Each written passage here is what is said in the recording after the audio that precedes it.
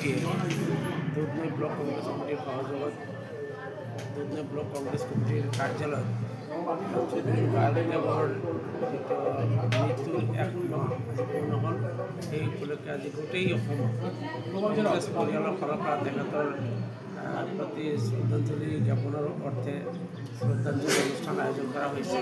আৰু আমাৰ গোৱালপাৰা জিলাতো গোৱালপাৰা জিলা কংগ্ৰেছে দুধনৈ ব্লক কংগ্ৰেছ কমিটিৰ কাৰ্যালয়ত এইটো আয়োজন কৰিছে। ইয়াত আমাৰ দুধনৈৰ স্থানীয় বিধায়ক ডাক্তৰ চৌধুৰী ডাঙৰীয়া, জিলা কংগ্ৰেছৰ সভাপতি আমাৰ উপসভাপতি, আমাৰ উপসভাপতি আৰু সাধাৰণ সম্পাদক, জিলা পঞ্চায়ত সদস্য বা অন্যান্য যিসকল বিষয়ববীয়া সকলোৱে আমি গোট খাইছোঁ।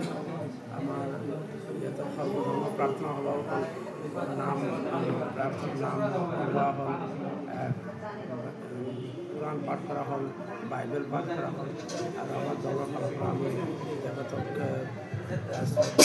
ল'বলৈ 1 মিনিট মই আমি প্ৰাৰ্থনা জনাইছোঁ আৰু ইয়াৰ লগতে আমি গোৱালপাৰা জিলাৰ ফালৰ পৰা গোৱালপাৰা জিলা কংগ্ৰেছ কমিটিয়ে জুবিন গাৰ্গৰ এইটো যি কি পৰিস্থিতিত তেখেতৰ মৃত্যু হ'ল, যি মৃত্যুক লৈ এতিয়াও সন্দেহ হৈ আছে, গতিকে জুবিন গাৰ্গৰ প্ৰতি, জুবিন গাৰ্গৰ পৰিয়ালৰ প্ৰতি ন্যায় দাবী কৰিছোঁ আৰু অতি সোনকালে ক্ষীপ্ৰতাৰে জুবিন গাৰ্গৰ ন্যায় হোৱাটো কামনা কৰিছোঁ।